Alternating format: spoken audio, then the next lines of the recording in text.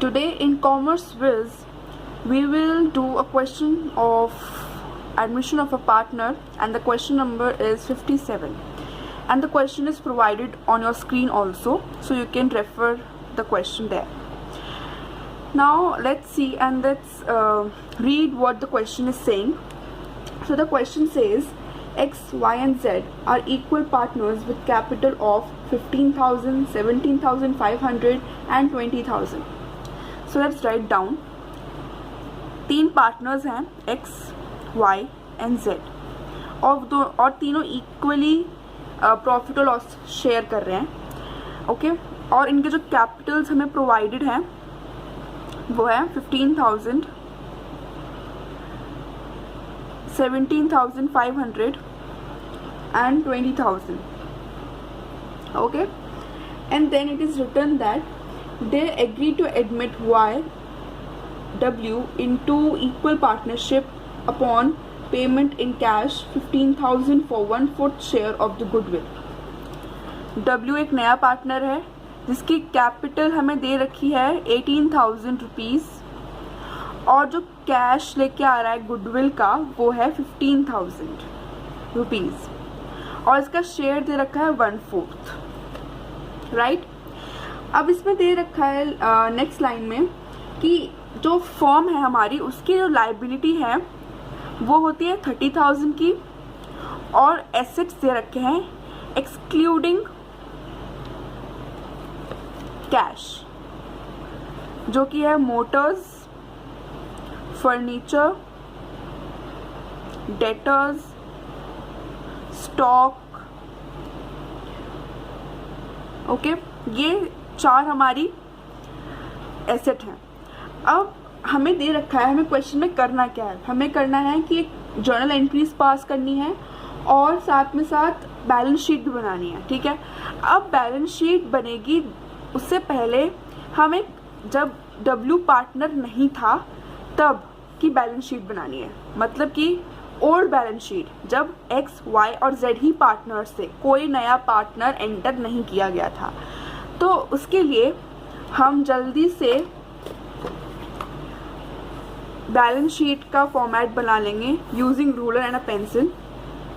Okay now this is my balance sheet. Liability side, amount, asset side,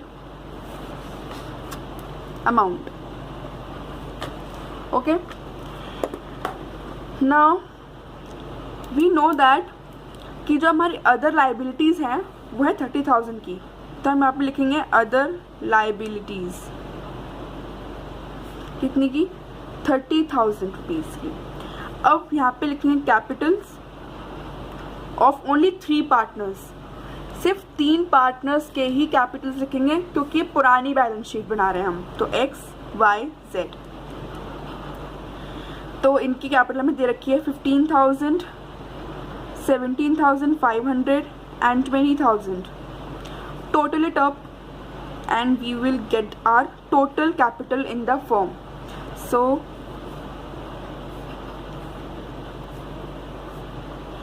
it is 52,500. Now asset side we have motors. हम इसमें Motors की जो value दे रखी है पुरानी, revised value नहीं, पुरानी वैल्यू जो कि है 12,000, हम यहाँ पे 12,000 को रिकॉर्ड कर देंगे. फिर आता है फर्नीचर. फर्नीचर है 4,000 का. स्टॉक 26,500 का. Debtors 37,800.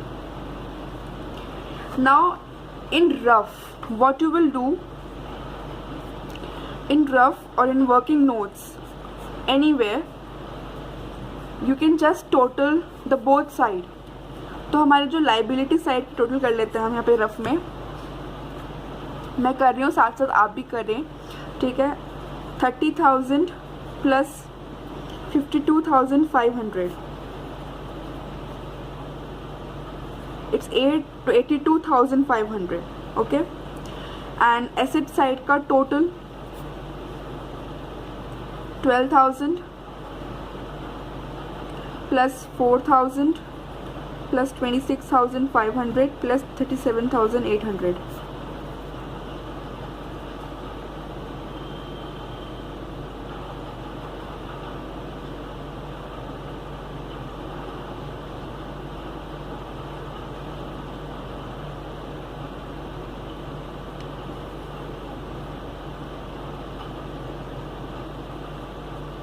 Okay, it is 80,300. Liability side is 82,500 and asset side is 80,300. तो जो हमारा जो बैलेंस आएगा उससे हम लिखेंगे कैश के नाम से रिकॉर्ड करेंगे. यहाँ पे लिखेंगे balancing figure in bracket. So it is like 82,500 total है. Now deduct 80,300 from 82,500.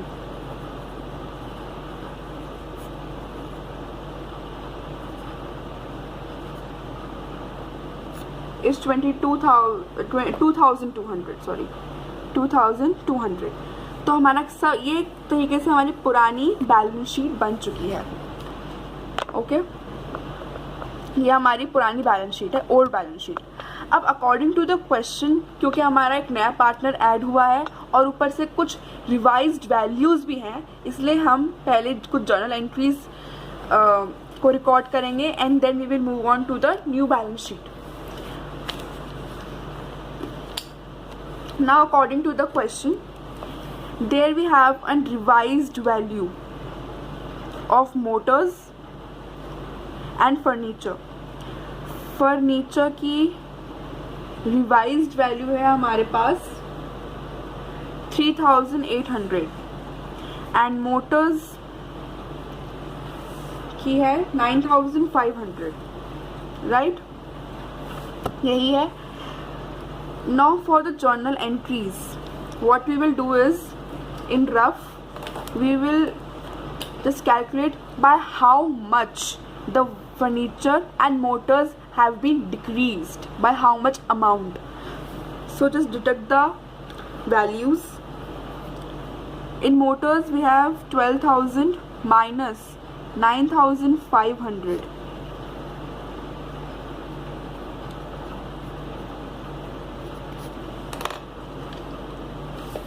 So for the journal entries,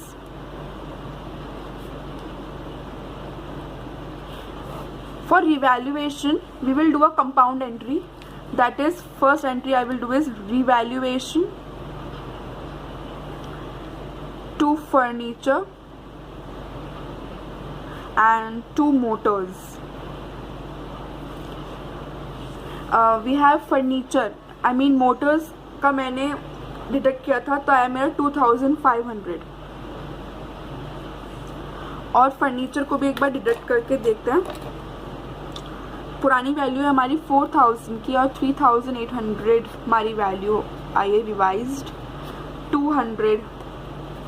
okay, now we will write the total here 2,700. Right, okay. Now if W is our new partner और new partner हमारे firm में enter कर रहा है तो उसका जो हम नॉर्मल एंट्री करते हैं जब वो कैश या कैपिटल आता है W, तो उसकी एंट्री होती है cash account debit. Okay,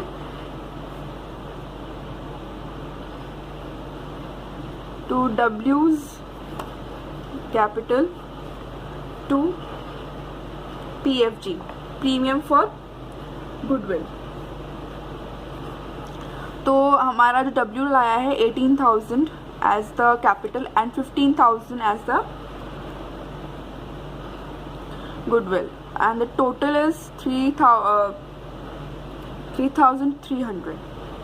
Okay, now our third, now this PFG, premium for goodwill, this would be distributed among the old partners in which ratio? In the old ratio. So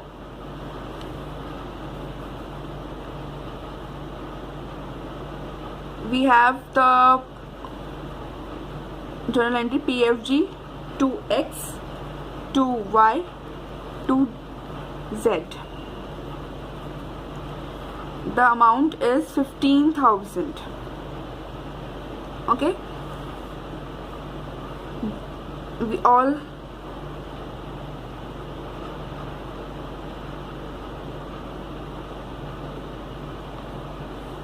now we will do this like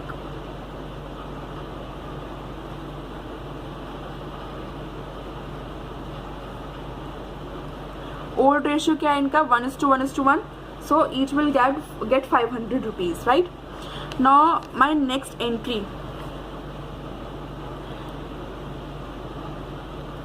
अब जो ये revaluation है, ये चीज़ revaluation है 2700 का, उसको हम क्या करेंगे, उसको हम डिस्ट्रीब्यूट कर देंगे among the old partners. So we will get the entry like X Y Z to revaluation. हमें रिवैल्यूएशन को कैंसिल आउट करना है, सो इसलिए हम उसको क्रेडिट कर देंगे. तो रिवैल्यूएशन का अमाउंट है 2700. Now we will distribute it again in the old ratio, that is 1:1:1, 900 each.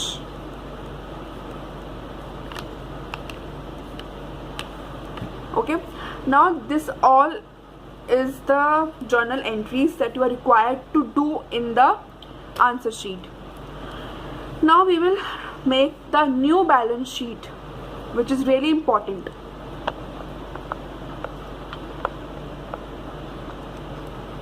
Now again use a ruler and a pencil and make the format quickly.